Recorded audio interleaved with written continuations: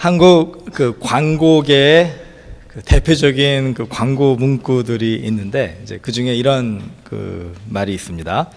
아마 기억하시는 분들이 계실지 모르겠어요. 순간의 선택이 10년을 좌우한다. 금성 TV. 이 광고를 보시고 1980년도에 저희 부모님이 TV를 사셨는데 금성 TV를 좀 큰 거를 그 기억이 몇 인치인지 기억이 안 나는데요.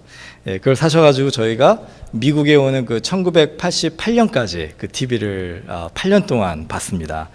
10년이 지나면 어떤 일이 있을까 궁금했는데 10년을 채우지는 못하고 그냥 미국에 와버려서 아쉽기는 했지만 어렸을 때 봤던 그 광고가 지금까지도 생생하게 기억이 나는 걸 보면은 아마 그 광고의 문구는 참 성공한 그 광고가 아닌가 생각이 됩니다.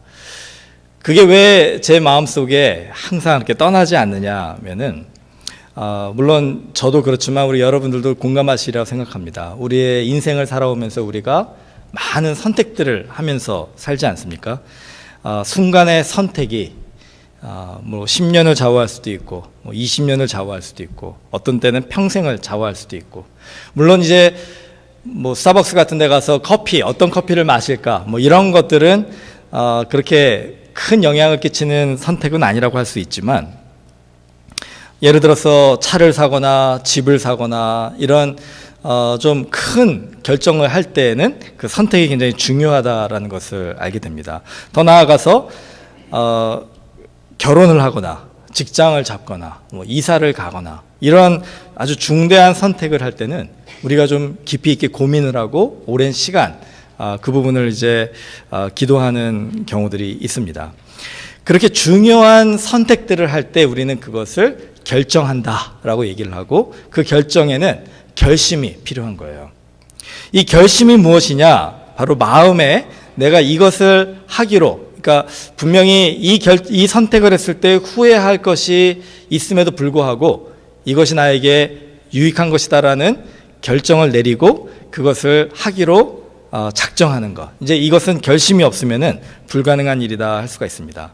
그래서 오늘 제가 그 설교의 제목을 다니엘의 결심 이렇게 정했어요.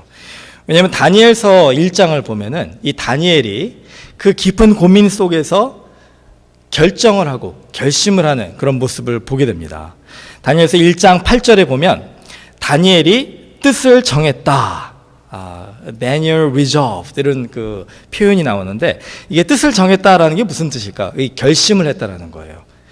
그래서 다니엘이 거기에서 자기의 인생에 큰 그 영향을 끼치는 그런 그 기로에서 이제 하나님이 원하시는 결심을 내리는 모습을 보면서 우리가 좀 많은 걸 배우고 또 결단을 하게 됩니다. 자, 다니엘의 삶을 좀 돌아보면은요. 다니엘은 자기가 의지적으로 선택한 것보다 자기의 선택과는 관계없이 다른 사람에 의해서 선택된 삶을 살아왔던 사람입니다.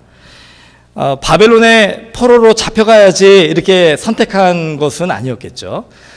다른 사람들에 의해서 이 이스라엘이 바벨론에 의해서 멸망하게 되고 그 다니엘과 그의 동료들이 바벨론의 포로로 잡혀간 것이라고 할 수가 있습니다. 왕의 그 식탁에 이제 같이 있으면서 왕의 종으로서 이 바벨론의 학문을 배우는 것도 다니엘의 선택이 아니었습니다. 다니엘이 그 중에 외모가 출중하고 지혜가 뛰어나서 그 왕의 신하들에게 의해서 선택이 되어서 이제 미래의 왕의 신하로서 그렇게 이 훈련을 받게 된 것도 다니엘의 선택은 아니었다라고 할 수가 있습니다. 나중에 다니엘의 인생을 보면요. 다니엘이 우리가 잘 아는 사자굴에 들어가게 되죠. 다니엘이 굶주린 사자들과 함께 있는 것을 즐거워해서 그걸 선택한 게 아니죠. 다니엘을 모함하는 사람들이 다니엘을 그렇게 공경에 처하도록 만들어서 다니엘이 사자굴에서 사자들에게 잡혀 먹힘을 당할 수 있는 상황까지 가게 된 것이죠. 이렇게 다니엘의 삶을 보면은 자기의 의지와 선택에 의해서가 아니라 다른 사람들의 선택에 의해서 주어진 환경 속에 그렇게 던져지는 경우들을 종종 보게 됩니다.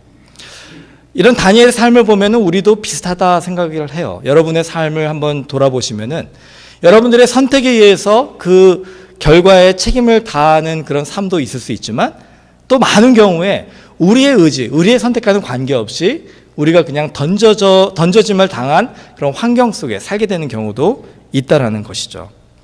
여러분, 그럴 때 여러분은 어떤 마음을 가지고 살아가십니까?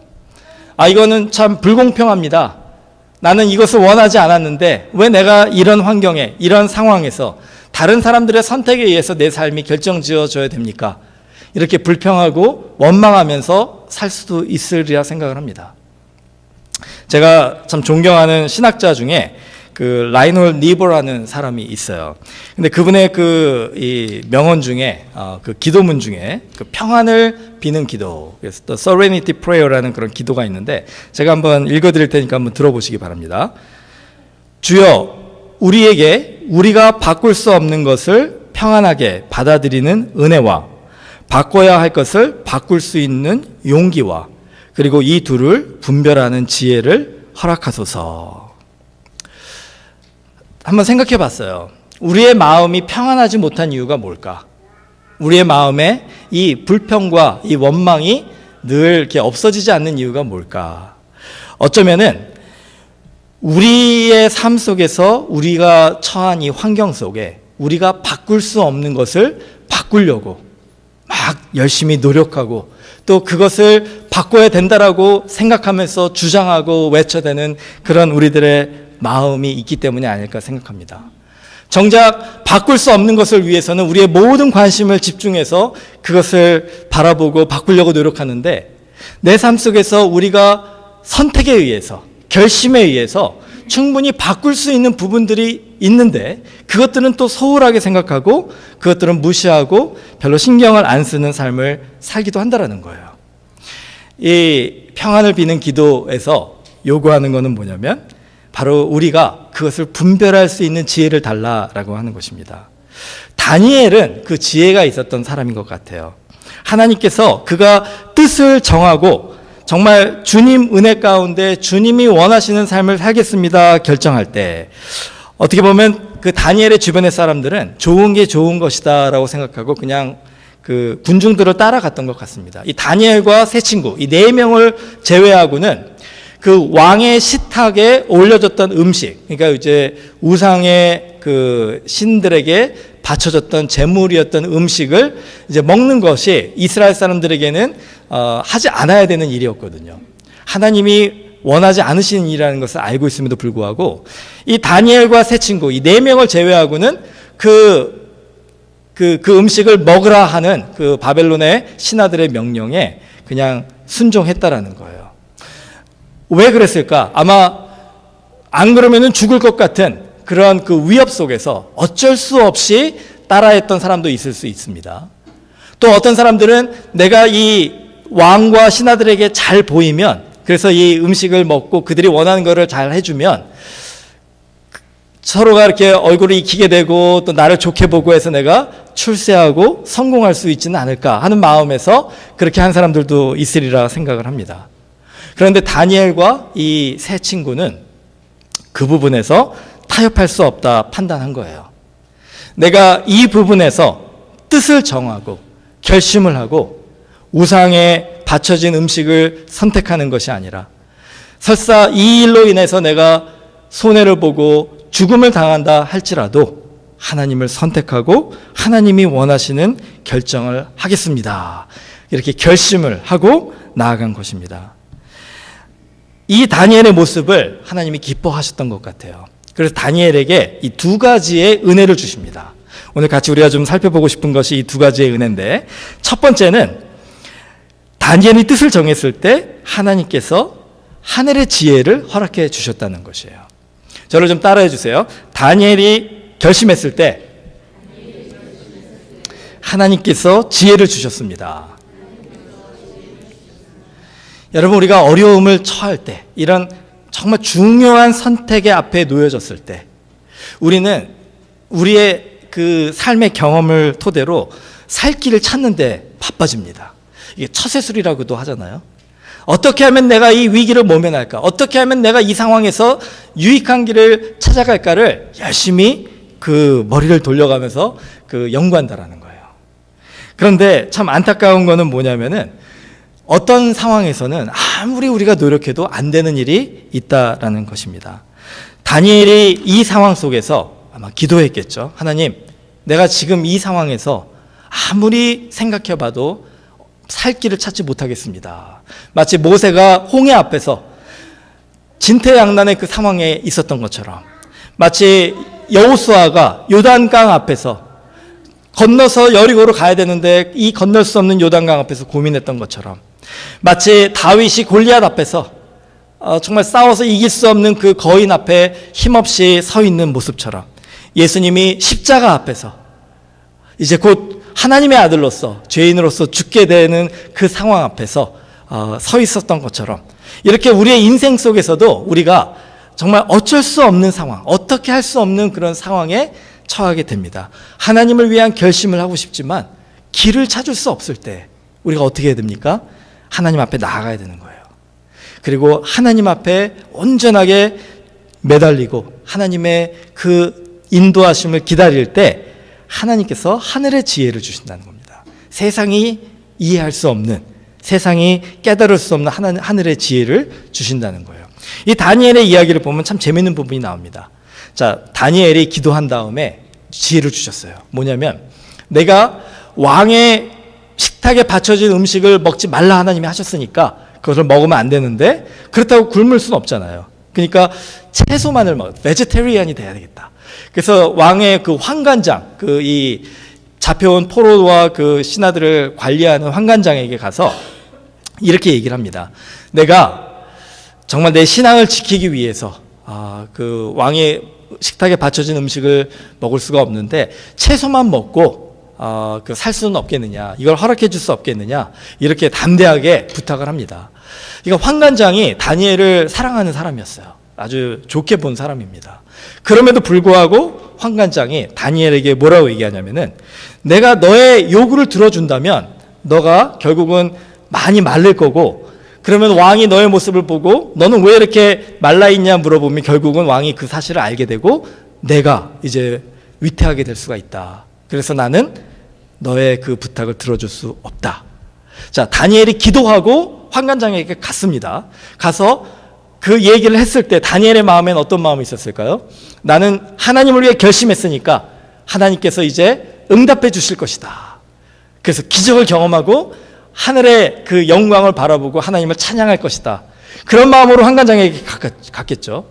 그런데 어떤 일이 있었습니까? 그 대답은 노였다는 거예요. 다니엘이 실망하지 않았을까요? 여러분, 우리들이 만약에 그 다니엘의 입장이었다고 한다면은 우리들이 정말로 금식하고 철야하고 간절하게 기도했는데 하나님의 그 기도의 응답에 노라는 그런 환경적인 상황을 허락하신다면 아마 우리도 많이 낙심하게 될 겁니다. 다니엘이 지금 그 마음을 가지고 돌아오는 거예요. 그때 다니엘이 포기할 수 있었을 거예요. 그러나 다니엘은 아까 제가 같이 나눈 것처럼 그 마음속에 뜻을 정했다. 다니엘서 1장 8절에 보면 그렇죠. 뜻을 정한 사람은 포기하지 않는 사람이에요. 그래서 아마 하나님께 나아가 다시 기도했을 겁니다. 주님, 어떻게 하면 좋을까요? 그때 하나님께서 다니엘에게 지혜를 주셨는데, 자, 여기에서 환관장에게 당신이 어떻게 그렇게 할 수 있습니까? 하면서 막 따질 수 있었고, 막 데모할 수 있었고, 막 그 난리를 피울 수가 있었겠죠. 자기의 주장을 고집할 수가 있었겠죠. 그런데 다니엘은 그렇게 하지 않았어요. 다니엘은 대신에 그 환관장 밑에서 자기들을 직접 관리하는 감독에게 찾아갑니다. 그래가지고 감독에게 뭐라고 얘기하냐면, 환관장이 지금 내가 부탁한 거를 노를 했는데 내가 환관장이 곤란한 위치에 있게 해드리고 싶지 않다. 그렇지만 만약에 당신이 나와 내 세 친구들이 열흘 동안 채소만 먹고 오히려 고기를 먹고 왕의 음식을 먹은 사람들보다 더 건강한 모습을 보여주면 당신이 환관장에게 다시 설득을 해서 우리가 왕의 식탁에 받쳐진 음식을 먹지 않게 도와줄 수 없겠는가, 이렇게 부탁을 했다라는 거예요. 여러분, 거기에서 보면은요, 이 다니엘에게 주신 그 하나님의 지혜는 굉장히 합리적인 지혜였다라고 생각을 합니다. 환관장을 바라보며 원망하고 미워하고 따지는 그런 태도가 아니라 그 상황 속에서 하나님께서 가장 선을 이루시는 방법이 무엇일까를 기도할 때 하나님이 아주 솔로몬의 지혜처럼 모든 사람들에게 덕을 끼칠 수 있는 지혜를 주신 거예요. 그래서 그 감독이 그 얘기를 듣고 마음속에 아마 감동이 됐던 것 같아요. 그래, 그럼 한번 우리가 해보자. 그래서 감독이 열흘 동안의 기회를 줬는데 어떤 일이 일어났습니까? 열흘이 지난 후에 다니엘과 그 세 청년이 오히려 왕의 음식을 먹는 사람보다 더 건강하고 더 얼굴이 기름기가 윤택한 그런 모습을 가질 수 있도록 하나님이 응답해 주셨다는 거예요. 그러니까 하나님이 환관장의 입술을 통해서 노라고 하셨던 것이 하나님의 최종적인 노가 아니었음을 다니엘이 믿음으로 받아들여서 끝까지 하나님의 지혜를 강구하니까 결과적으로는 우리가 다니엘서 1장에서 보듯이 하나님께서 최종적인 그런 아름다운 응답으로 다니엘과 그 친구들에게 그 베풀어 주신 것을 보게 됩니다. 여러분, 우리들의 삶 속에서도 우리가 이 지혜를 발견해야 돼요. 여러분, 우리가 기도하면서 신앙에서 하나님께서 많은 갈등과 또 시험과 어려움을 주시는 그 시기가 언제냐면은 바로 우리가 하나님 앞에 충성을 다했을 때 하나님께서 우리의 생각과 우리의 뜻대로 우리의 삶에 복을 내려주지 않으실 때라는 거예요. 나는 이렇게 열심히 했는데 하나님은 왜 나를 사랑해 주지 않으시나? 하나님은 왜 나에게 응답해 주지 않으시나? 이런 마음이 들 때 우리는 섭섭하고 실망하고 불평하고 원망하게 된다는 것입니다. 여러분, 그때 우리가 무엇을 해야 되느냐? 다니엘 1장 8절처럼 다시 한번 뜻을 정하라는 거예요. 다시 한번 우리들의 마음에 결심을 해야 됩니다. 무엇을 결심할까요? 우리의 구주 되신 하나님은 신실하신, 성실하신 하나님이심을 믿음으로 고백하시고 그 하나님께 기도로 나아갈 것을 결심하시라는 거예요. 그랬을 때 하나님이 우리에게 하늘의 지혜를 보여주십니다. 자, 두 번째, 하나님이 주시는 은혜는 무엇이냐면 다니엘이 하나님을 순종하기로 뜻을 정하고 결단했을 때 그의 결정을 통해서 그 주변의 이웃들에게 영향을 끼치는 사람이 되게 하셨다는 거예요. 저를 좀 따라해 주시기 바랍니다. 다니엘이 결심했을 때 하나님이 영향력을 주셨다. 예, 주셨습니다. 예. 자, 다니엘이 어떤 사람이었느냐? 그냥 평범한 티네이저였습니다. 소년이었어요. 그런데 재미있는 거는 1장 8절에 보면요. 다니엘이 뜻을 정하여 라는 표현이 나와요. 거기에는 다니엘의 세 친구들의 이름은 없습니다. 뜻을 정한 사람은 누구냐면 다니엘이에요. 결심한 사람은 다니엘이에요. 그런데 1장 11절에 보면은요. 하나냐와 미사엘과 아사랴가 다니엘과 함께 이 열흘 동안 채소를 먹는 것에 동참하는 모습이 나옵니다. 어떻게 이 일이 가능했겠습니까? 다니엘이 뜻을 정하는, 다니엘이 결심하는 그 모습을 보고 그의 세 친구들이 감동한 거예요. 아, 다니엘처럼 우리도 하나님 앞에 뜻을 정하고 결심하고 하나님 원하시는 그 결단을 내리고 살아가야 되겠다. 그래서 같이 그 일에 동참을 합니다. 다니엘서 3장에 보면은요, 이 하나냐와 미사엘과 아사랴가 바벨론의 이름을 얻게 되는데 그 이름이 뭐냐면 사드락과 메삭과 아벳느고라는 이름이에요. 자, 이 같은 사람들입니다. 근데 그 사람들이 다시 등장을 하는데 어떤 일이 일어나냐면은 바벨론 왕인 느부갓네살 왕이 자기의 이 자만에 너무 넘쳐나서 자기의 모양으로 금신상을 만드는 거예요. 금으로 아주 커다란 신상을 만듭니다. 그런 후에 그것을 모든 그 바벨론의 이 사람들이 보게 하고 그런 후에 각각 고을마다 하나씩 세우게 하고 그런 후에 모든 바벨론의 백성들이 그 금신상에 절을 하게 합니다. 절을 하지 않으면 어떤 일이 일어나느냐? 그 아주 풀무불, 뜨겁게 그 태운 풀무불에 던져 넣어서 죽게 하겠다. 이렇게 얘기를 합니다. 물론 다니엘은 그 느부갓네살 왕이 다니엘을 잘 알기 때문에 거기서 아마 제외가 됐을 거예요. 그런데 이 세 친구들은 제외가 되지 않았던 것 같습니다. 그러니까 이 세 친구들이 거기에 절하지 않겠다 하니까 이 느부갓네살 왕이 화가 난 거예요. 그래서 이 세 친구들을 협박을 합니다. 너가 내 신상에 절하지 않으면 내가 지금 당장 너희들을 풀무불에 던져 넣어서 죽이겠다. 자, 이들이 어떻게 했을까요? 1장 8절에 다니엘이 뜻을 정한 것을 보고 감동해서 그 다니엘의 결심에 동참했던 이들이 이제 3장에서는 다니엘 없이도 그들이 결심을 하는데 어떤 결심을 하느냐 한번 들어보세요. 3장 18절 말씀입니다. 왕이여, 우리가 섬기는 하나님이 계신다면 우리를 맹렬히 타는 풀무불 가운데에서 능히 건져내시겠고 왕의 손에서도 건져내시리이다. 그렇게 하지 아니하실지라도 왕이여, 우리가 왕의 신들을 섬기지도 아니하고 왕의 세우신 금신상에게 절하지도 아니할 줄을 아옵소서. 이 다니엘의 세 친구들은요, 그 상황 속에서 아마 다니엘을 기억했을 거예요. 다니엘이 그 결심을 하고 하나님 앞에 순수하게 정말 목숨까지 희생하면서 그 하나님의 뜻을 따라 살려고 노력하는 그 속에서 하나님이 응답하셔서 어떤 일을 하셨는가를 보았기 때문에 또 직접 경험했기 때문에 이 순간에 갈등하지 않습니다. 그들은 다니엘의 영향력을 받아서 그들도 주를 위하여 뜻을 정하고 결심하고 풀무불에 던져짐을 감사함으로 받아들이는 거예요. 그리 아니하실지라도 내가 금신상에게 절하지 아니할 줄을 아옵소서. 참 멋있지 않습니까? 여러분, 저는 이 말씀을 묵상하면서 그 시카고의 그 윌로우 크릭 교회 그 빌 하이블 목사님이 쓴 책 중에 이 컨테이저스 크리스천, 전염성 있는 크리스천이라는 책이 있어요. 그 책의 내용이 무슨 내용이냐면은 우리 크리스천들은 하나님의 선한 영향력, 그 인플루언스를 사람들에게 전달하는 그런 사명을 가지고 있는데 그거는 우리가 노력해서 되는 게 아니라는 거예요. 그냥 우리 몸에서 흘러나오는 영향력이라는 겁니다. 마치 감기 바이러스가 걸린 사람 옆에 있으면 어떻게 됩니까?